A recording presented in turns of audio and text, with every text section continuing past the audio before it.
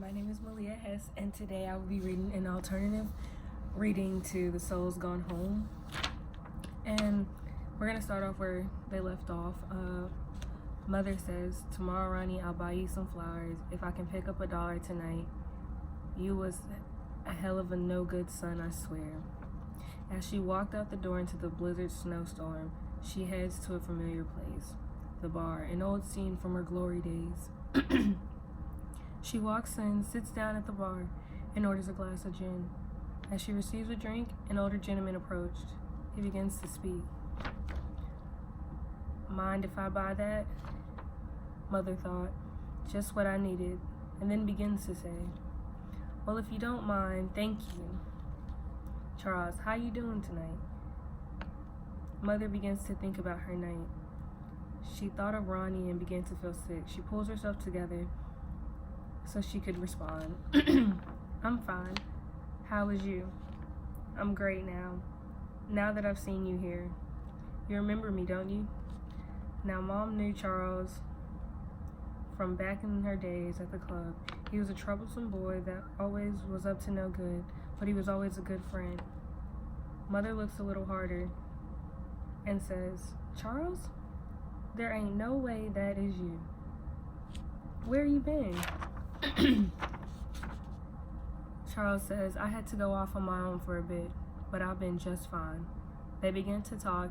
They talk for about 45 minutes, and suddenly, Mother hears a familiar voice. It's a song that played when she met Ronnie's dad, but all she could think about was Ronnie, and if he was okay. And was she really a bad mom? Charles says, "Something ain't right. Why are you staring off?" Mother says, "Well, if you ain't know, my boy died. So yes, something ain't right." Charles, "Well, I'm sorry to hear that. Remember that thing we used to do back in the day?" Mother was more familiar with Charles than you think. Mother smiles and says, "I do."